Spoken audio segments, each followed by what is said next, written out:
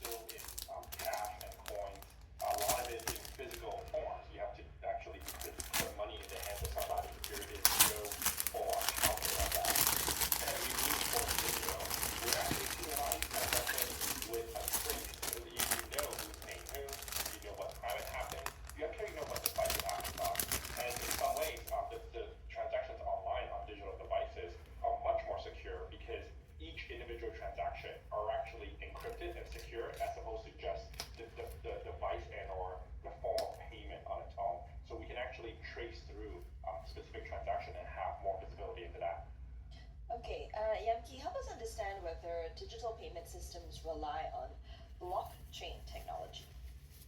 Yeah, this is a topic around what I call old fintech versus new fintech.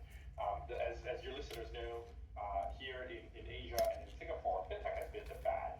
But the fact is that it's been a decade and a half in terms of fintech evolution. And underneath it, technology has shifted tremendously.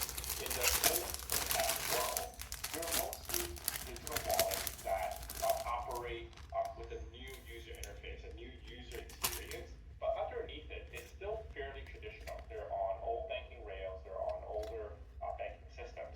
The newer fintechs that we're seeing and what the government is pushing towards is really around blockchain-based technology where the rails are more open, where different type of players can actually transact on a similar ledger, and where there's actually programmability on that particular network, things that were not possible with the old fintech. And what are the benefits of having all these different payment systems? This is a great question. I think the old fintech world had this promise of being able to transact anywhere and anyone at any time. But in reality, we're starting to more money. So the money that you put into perhaps a Grab wallet, you can spend only with Grab merchants or Grab users.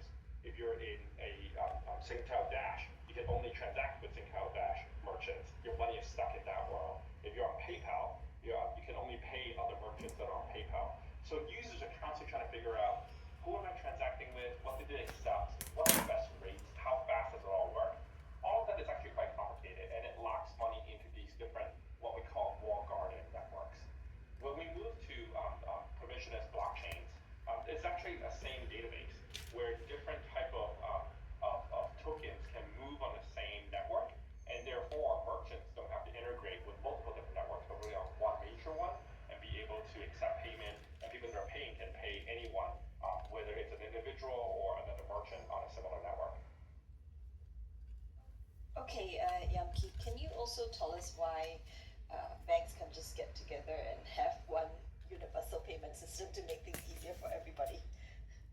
That's a terrific question, and I think it would be a good question for some of the banks. I think, first and foremost, we have a lot of respect for banks. Banks are a really important part of our economy, of our monetary system, and they play a really crucial role. I don't think banks are going away.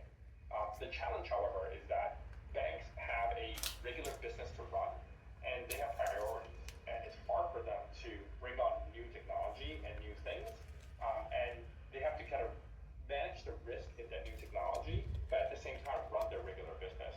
So as you know, when there are multiple priorities, the ones that are the safest, the ones that you know how to do well, that probably is where most of the focus are at. And this is the reason why we see lots of fintechs coming up, and some of those new innovations eventually get adopted by the banks, but it's a journey and a process.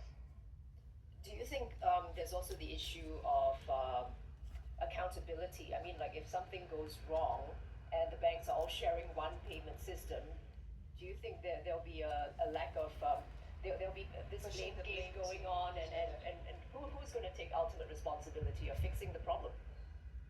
Well, the fact is that responsibility has nothing to do with the technology. Responsibility is really around how do we structure the right governance, how do we